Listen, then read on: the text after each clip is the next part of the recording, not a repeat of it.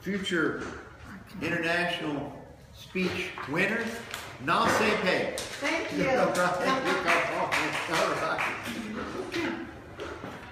Mr. Toastmaster, fellow Toastmaster, today I am giving a speech of the Better Speaker series, and the topic of this series is how to have a great opening for your speech, because all the speech have three parts. One is the beginning, the opening of the speech, which is very important, because think of it, the first impression is probably mean a lot.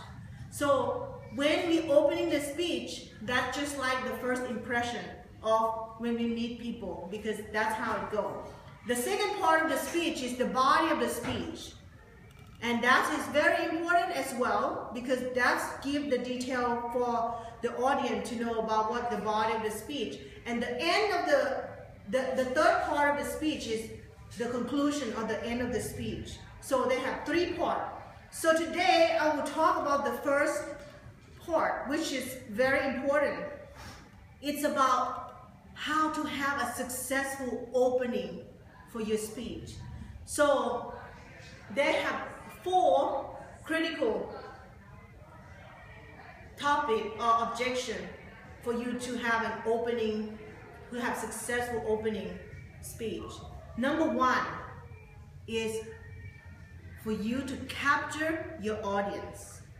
The reason of that is, you see, your audience, when they come to the meeting, we went through a lot all day long, and our minds running everywhere with our days and what we think about. For us as a speaker, we need to refocus the audience attention so they'll be able to pay attention to us and be able to have some interest in our topic or our speech. So how to do that is, I will tell you about 7 techniques later on about how to do that. Number 2 of criteria of have a great opening is you want to be able to introduce your topic to make audience feel interest about the topic and to know that that topic is important to them. So when they start to understand what we are going to speak about, then they start to feel, oh, if that benefits them, so they want to pay more attention to your speech. So number 3 is to establish and build rapport. What happens when the audience feel that you like them? They feel more interested and want to pay attention to your speech. The way to build rapport is very easy. You can just start with smile and then have an eye contact for your audience so they know that you pay attention to them. And number 3 is to have the enthusiasm about your speech and your topic. And number 4 is not to spend more than 5 to 10 minutes for your opening, because you don't want to focus on that too much. What you want to focus is on the body of the speech to give the audience the detail what you really want them to know. So that's it for 4 criteria of successful opening. Number 1, capture the audience. Number 2, introduce your topic. Number 3, build rapport. And number 4 is not to spend more than 5 to 10% of the time on your opening.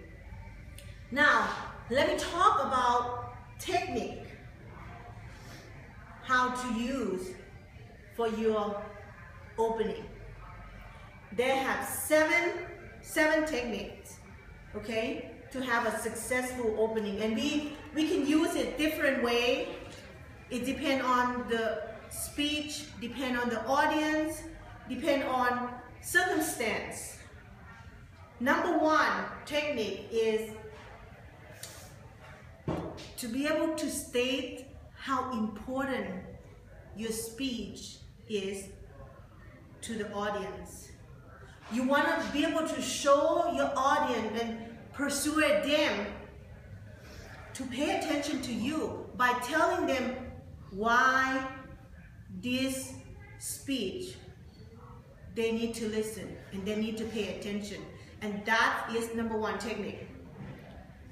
Number two is make startling story, startling statement. What does it mean that you state something that will make them interested or capture them, okay, from the beginning. And number three is you arouse their suspicious or curiosity.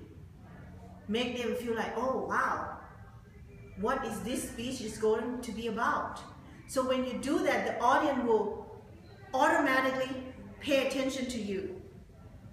Number four is to tell the story that related, or maybe something funny or anything that related to your speech to capture your audience. And number five is ask relative question about your topic to get them involved. I like this topic a lot because when you go to a lot of people, the audience out there, and you start asking questions, it makes people pay attention. I like this a lot. And number six is beginning with quotation. You get quote from your favorite book, somebody you admire, or your friends, or anybody. That's how you start as well.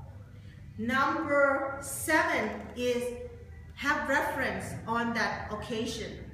What does it mean? That you can just bring out some event or story that related to your topics as a reference to make them feel attractive to or pay attention to you. And there's different other ways or different techniques that you can use as well. However, let me repeat the 7 techniques that you use to have a great opening. Number one is state the importance of your speech to let the audience know why it's important for them. Number two is make startling statement. So make startling statement. Number three, arouse suspense and curiosity for your audience. Number four is tell story. And number 5 is ask question. Number 6 is beginning with the quotation. And number 7 is have a reference of that occasion or the topic that you are speaking. And there's other way that you can use technique is you can do humor technique, make your audience laugh and enjoyable, or you can do audience participation by let them answer question or ask them to help you with certain things that will capture your audience.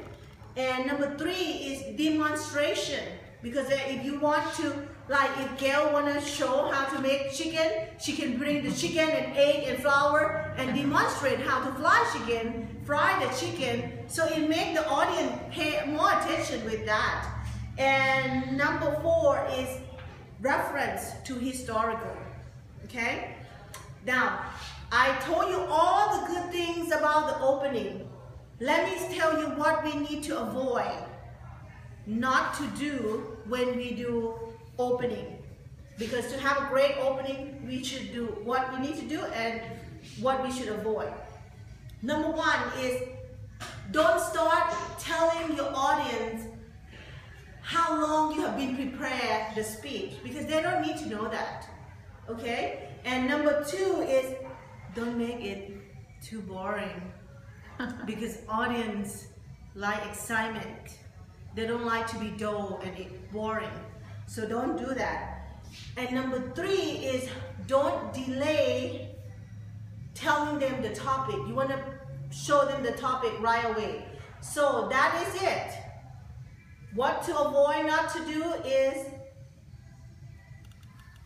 do not tell the audience how long you prepare your speech, and then don't be too boring or dull. And then number 3 is don't delay telling the audience your topic. So I do believe that if we can incorporate all these techniques that I just talked to you about, I think we all can have a great and successful opening. Mr. Toastmaster. Thank you, Doc. Very good, very good. I took a bunch of notes.